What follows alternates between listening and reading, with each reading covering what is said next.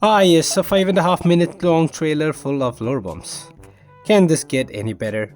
But among new suspicious dialogues, the upcoming Lantern Rite event, a terrifying new weekly boss, and the end of the Natlan Archon quest, there stands one solitary scene in the trailer, which is most definitely the greatest ever reveal in the game so far. Something that no scene in the future will ever be able to top. Zhongli with money. Okay, never mind. This isn't apparently Mora, but a fortune coin which is going to be used in the Lantern Rite event. Zhongli almost surprised us, the old walking stick.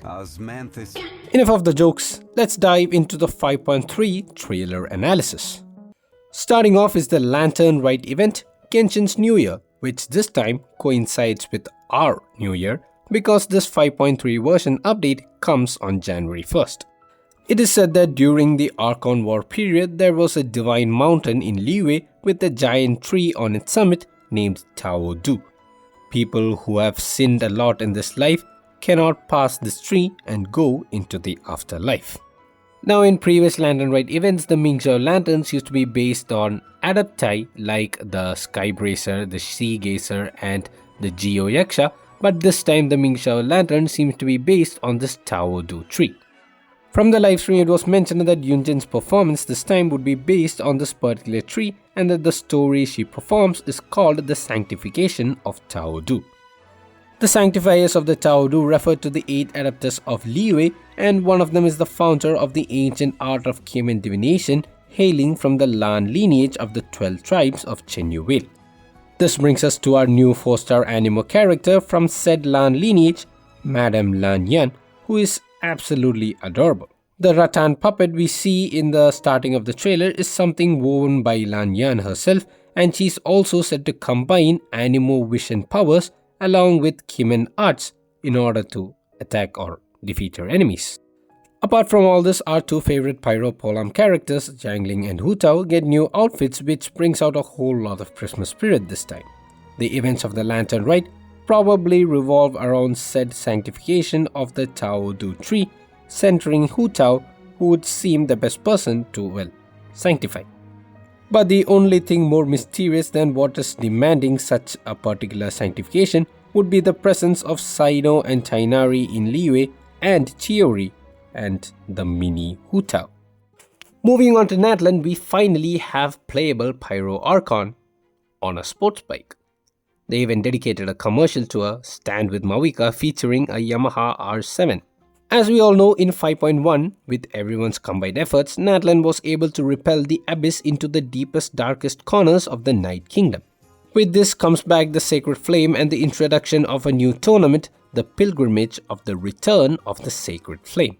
Now, why would there be a need for a pilgrimage if there isn't gonna be any Night Warden Wars? It could be to create more contending fire to fuel the Sacred Flame so as to protect the Traveler and the Pyro Archon who are planning to journey into the Night Kingdom to rid Natlan of the Abyss once and for all.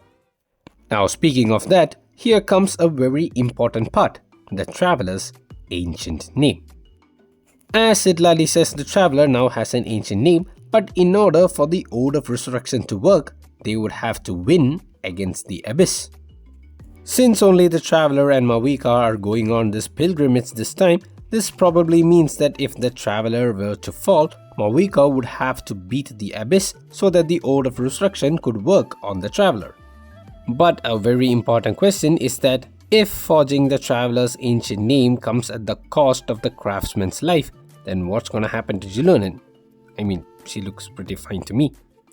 But let's leave that for now for a very important discussion. If the Ode of Resurrection is to work on Traveler, 1. The Traveler must die in the battle with the Abyss, and number 2. Mawika must win said battle with the Abyss. Okay, sounds simple. But in the livestream, the developers mentioned that the long-lost Pyro Traveler will become available in a special moment during the final battle. And this final battle, as we can see in the trailer, is with the Reaper of the Abyss, Gosoitot. Now, maybe what happens is that the Traveler actually falls in battle with Gosoitot, but then Mawika uses her power to defeat Gosoitot once again. The audience and Paimon are probably praying or chanting the Ode of Resurrection for the Traveler to be brought back, but to their surprise, the sacred flame gets snuffed out. Mawika, who thought that she beat Goseitoth, suddenly gets introduced to a gigantic sword-wielding abyssal dragon and realizes that the fight is far from over. In this special moment, when all hope is lost and failure is inevitable, returns the Traveler with a newfound power, strong enough to beat the Abyss Dragon and help Mawika save Natlan once again. After all, the Traveler is a descender, someone beyond the fate of Teyvat. Speaking of descenders and fate, something very interesting towards the end of the trailer is that we can hear a mysterious male voice saying, "The lives of descenders are more valuable than you can imagine. You have destroyed this world's hope with your own hands." Now, I'm not really sure about this one, but this male voice does sound similar to the voice of the Abyss Dragon which we hear in the trailer, but it's just a bit distorted. But if you think about it, it actually makes sense. This Abyss Dragon is said to be Goseitoth, mimicking the Pyro Dragon Sovereign Xiuhtli. The Abyss Wards we met in Natlan mimicked little elite enemies, the Tenebrous Papilla mimicked boss enemies, and Goseitoth mimics a whole Dragon Sovereign. Like it was said in the livestream, the stronger the abyssal creature, the stronger the life form it can mimic.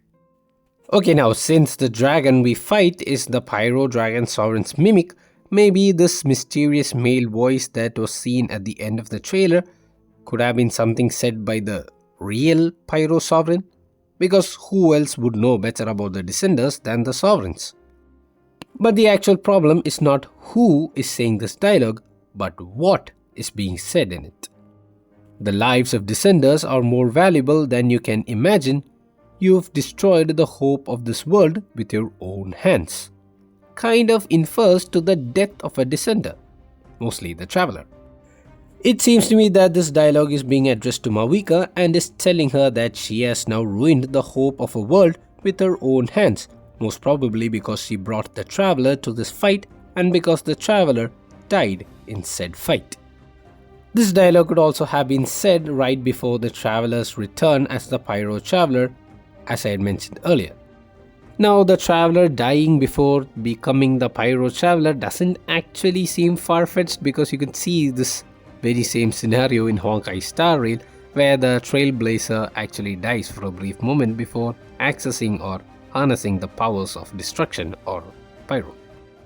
Now, the Abyss Dragon is also seen to wield a Pyro Sword, which could be related to the Sacred Flame snuffing out, as the Sacred Flame is power originally belonging to the Pyro Dragon Sovereign, or maybe the Sacred Flame snuffing out indicates Mawika dying, as we already know she is fated for death. Apart from this mysterious male voice, at the end of the trailer is a female voice saying, "The fate of this land is of no interest to me anymore," which is most definitely said by Ronova. Now, if she doesn't care about Natlan's fate anymore, could she maybe also not care about Mawika's death in the form of death also? One can only hope.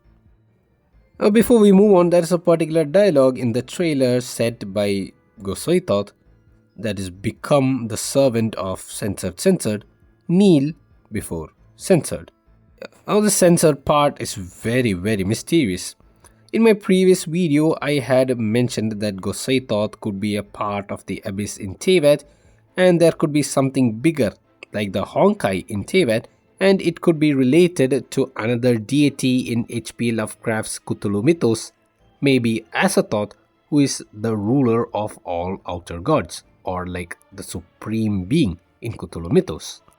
Maybe it's not Azathoth, but it could be Azoth, because there is an item called Dust of Azoth in game, and maybe the Azoth is referring to Azathoth from the Cthulhu mythos, or it could be referring to a abyssal entity even bigger than Goseitoth. Like if Goseitoth is the Reaper of the Abyss, maybe Azathoth or Azoth is like the Abyss itself. But the problem with censored names is that now I'm wondering if the censored name we see in the Pyro Gemstone is the same as the censored name which is seen in Goseitoth's dialogue. Also, one additional point on this is regarding info we got from before Sun and Moon. Maybe Nibelung, who returned to Teyvat with forbidden knowledge, wasn't Nibelung at all. Maybe just like how Gosaitoth mimicked the Pyro Sovereign, there might have been an even bigger abyssal entity mimicking Nibelung to fight the Primordial One.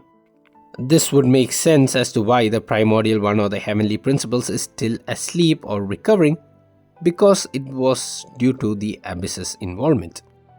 Now, if you're interested to know more about Azathoth and Gosaitoth and how it relates to the story of Genshin and the Abyss and all, you can check out this previous video of mine where I've done an extensive theory on the Wings of Delicacy's description and how it hints at Azathoth and Gosaitoth being in Teyvat as well as the Abyss, and also the involvement of the Primordial One.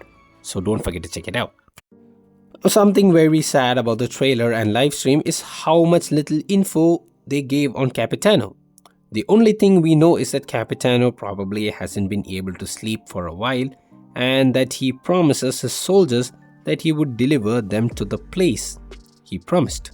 What it seems like is that he's talking to the souls of his fallen soldiers in the Night Kingdom, and maybe the promise is to undo their curse of immortality through his plan of trying to kill Runova, the Shade of Death.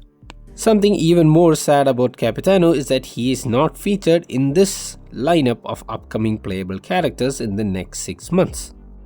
But something interesting about this lineup is the girl in the middle, who is mostly Skirk. Playable Skirk? I definitely did not see that coming.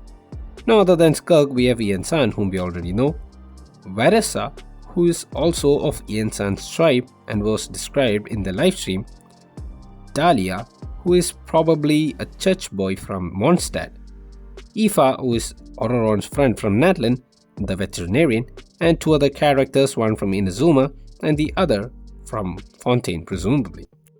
We also got to know about Nordkrai, which is an autonomous dangerous area in Snezhnaya with numerous factions lingering for different purposes. It could be possible that Nordkrai might be accessible after Natlan, but the rest of Snezhnaya might take way longer than we expected, maybe even only from version 7.0 onwards. Anyways, that's it for my quick analysis of the 5.3 trailer and the live stream. Do let me know your thoughts on the trailer in the comments down below, and I will see you in the next video. Bye bye.